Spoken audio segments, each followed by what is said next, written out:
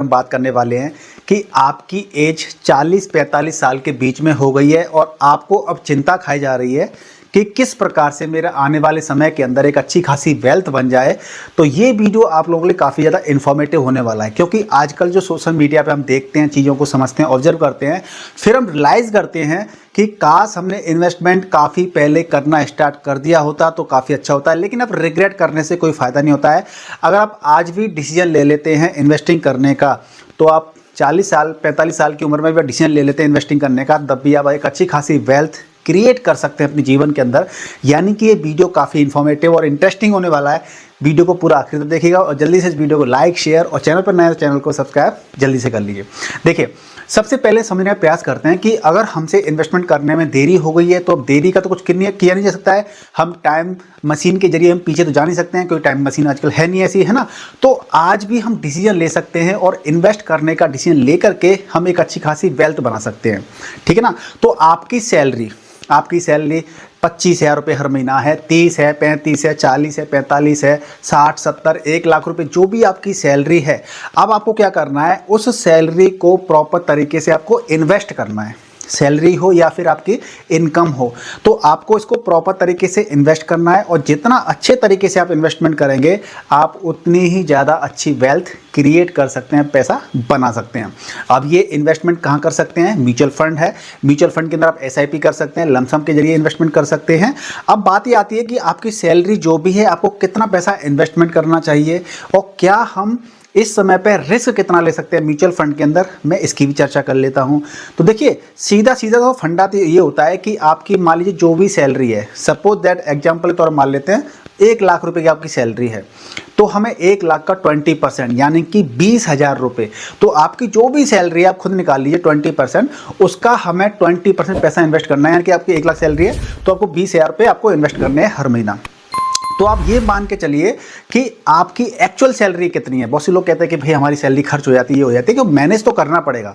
आपको अपने फ्यूचर को सिक्योर बनाना है, फाइनेंशियल फ्रीडम को अचीव करना है, तो आपको जो इन्वेस्टमेंट करते हैं हम लोग, उसको आपको क्या करना पड़ेगा? मैनेज करना पड़ेगा। तो आपको 20,000 रुपये इन्वेस्ट करने हैं और आप ये मान के चलिए कि 1 लाख में से मेरी 80,000 की सैलरी है और 80,000 रुपये मेरे अकाउंट के अंदर आएंगे और 80,000 से ही मुझे क्या करना है? अपने खर्चे चलाने हैं, इमरजेंसी फंड भी तैयार करना है। कल को भाई घर परिवार में कोई बीमार हो जाता है, कोई दिक्कत आ जाती है, मेरी जॉब चली जाती है, फिर मेरा बिजनेस ठप पड़ जाता है, तो इमरजेंसी फंड भी मुझे तैयार करना है। जो भी शान शौकत कर रही है मुझे, सब कुछ जो भी है खर्चे वगैरह निकालने हैं, सब कुछ मुझे 80,000 से करना है और 20,000 रुपये सीधा निकाल दीजिए इन्वेस्टमेंट करने के लिए, ठीक है ना। हालांकि बहुत से जो स्मार्ट पीपल होते हैं ना, वो ऐसा भी करते हैं कि अपना इन्वेस्टिंग करने के लिए अलग अकाउंट रखते हैं और डेली रोजमर्रा ज़िंदगी के लिए अलग अकाउंट रखते हैं। सेविंग अकाउंट की बात कर रहा हूँ मैं। तो वो 80,000 रुपये आपके सेविंग अकाउंट के अंदर आ गए, जो भी आपकी सैलरी अकाउंट होती है, और दूसरा जो इन्वेस्टिंग का अकाउंट है वो अलग होता है। तो सीधा जैसी सैलरी आई, खटाक से 20,000 रुपये इन्वेस्टिंग वाले अकाउंट में चले गए और फिर वहाँ से आपका जो भी SIP है, जो भी लमसम करना है, वो वहाँ से होता रहता है। तो इससे सीधा ये होता है कि आपके पास अकाउंट में पैसा आया 80,000, मतलब 1 लाख आया तो 80,000 रुपये रह जाएगा, 20 वहाँ चला गया। अब इस 80 से काम चलाना है। तो एक तो आपका ये तरीका हो गया, ठीक है। अब इस उम्र में हमें म्यूचुअल फंड में इन्वेस्टमेंट करना है तो हमें रिस्क कितना लेना चाहिए? तो सबसे पहली बात तो ये होती है कि अगर आप रिस्क नहीं लेना चाहते हैं, आपकी रिस्क लेने की क्षमता अगर नहीं है, तो फिर आपके लिए गवर्नमेंट स्कीम होती हैं, आपके पास म्यूचुअल फंड की FD होती है, वहाँ पे आप इन्वेस्टमेंट कर सकते हैं।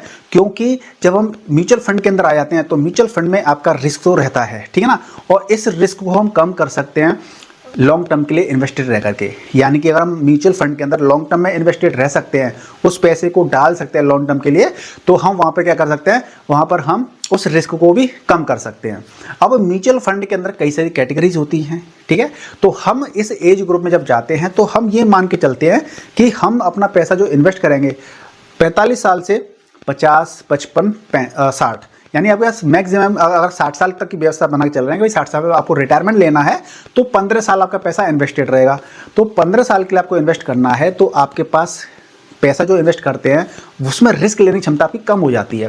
क्योंकि अगर आप 20 साल की उम्र पर इन्वेस्टमेंट करते, वहाँ पर आप ज़्यादा रिस्क ले सकते थे। तो यानी कि आप इसका स्मॉल कैप, मिड कैप में आप ज़्यादा पैसा डाल सकते थे। लेकिन इस एज ग्रुप में आपको बस ये करना होगा कि आपको स्मॉल कैप, मिड कैप में थोड़ा सा पैसा कम रखना पड़ेगा और लार्ज कैप, फ्लेक्सी कैप होते हैं, डेट फंड होते हैं, उनके अंदर आपको ज़्यादा पैसा रखना चाहिए, या इंडेक्स फंड होते हैं, यहाँ पे आपको ज़्यादा पैसा रखना चाहिए। क्योंकि इस एज ग्रुप में हमें ज़्यादा रिस्क नहीं लेना है, हमें अपनी कैपिटल को भी प्रोटेक्ट करना है और उस पर हमें रिटर्न भी ठीक ठाक मिल जाए, हमें ऐसा अप्रोच को बनाना है। ठीक है, तो देखिए जब भी हमारे जीवन के अंदर जब इन्वेस्टमेंट करने की बारी आती है तो हम ये भी फंडा लेके चलना चाहिए कि हमारा इन्वेस्टमेंट रुक ना जाए। क्योंकि एमफी की रिपोर्ट क्या कहती है, association of mutual funds of India की रिपोर्ट कहती है कि ज़्यादातर लोग 5 साल के अंदर ही अपनी एसआईपी को बंद कर देते हैं। अब उसके कारण कई सारे हो सकते हैं, मार्केट क्रैश की वजह से, यानी मार्केट में बहुत सारे लोग डर जाते हैं तो उसकी वजह से बंद कर देते हैं अपनी एसआईपी। कुछ के साथ फाइनेंशियल प्रॉब्लम आ जाती है, कुछ का विश्वास डगमगा जाता है कि भैया म्यूचुअल फंड में पैसा नहीं बनता है। तो इस प्रकार से आप 5 साल के अंदर ही अगर बंद कर देंगे तो फिर पैसे वाले अब नहीं बन पाएंगे, या यूँ कहें कि आप जो फाइनेंशियल फ्रीडम को अचीव करना होता है आपको वो अचीव नहीं कर पाएंगे, या फिर यूँ कहें कि आप वेल्थ नहीं बना पाएंगे। तो आपको एक लंबे समय तक आपको इन्वेस्ट करना है पैसा, तभी आप एक अच्छी खासी वेल्थ क्रिएट कर सकते हैं। तो आज आपकी एज ग्रुप कोई भी है, अगर आपकी एज अगर 20 साल के बीच है, आप ऐसे बहुत सारे लोग ऐसे भी होंगे जो 20, 25, 30 साल की एज के ग्रुप के होंगे, तो आप लकी हैं। आप लकी हैं कि आपको इस समय पे ये जानकारी दी जा रही है और आप इस समय पर अगर इन्वेस्टमेंट करते हैं तो आप एक बहुत ही अच्छा बेहतर पैसा बना सकते हैं, वेल्थ क्रिएट कर सकते हैं। आपको एक अपॉर्चुनिटी एक अर्ली स्टेज में मिल रही है। लेकिन जिनकी एज 40-45 साल उससे ज़्यादा है तो वो आज से भी स्टार्ट करके अपने जीवन के अंदर काफ़ी कुछ अचीव कर सकते हैं, एक फाइनेंशियल फ्रीडम को अचीव कर सकते हैं।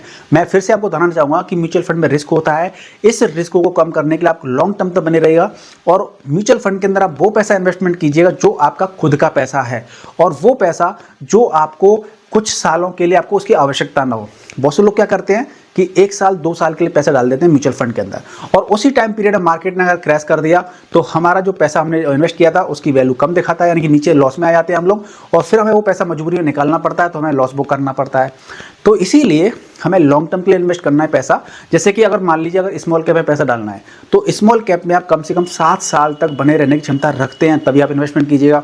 मिड कैप की बात कर लेते हैं तो कम से कम 5 साल के लिए, और लार्ज कैप की बात कर लेते हैं तो कम से कम 3-4 साल के लिए आपको इन्वेस्टेड रहना पड़ेगा, तभी आपको एक अच्छे खासे रिटर्न्स मिल सकते हैं। लेकिन म्यूचुअल फंड में जब इन्वेस्टिंग करते हैं तो कहते हैं ना magic of compounding, magic of compounding अगर आप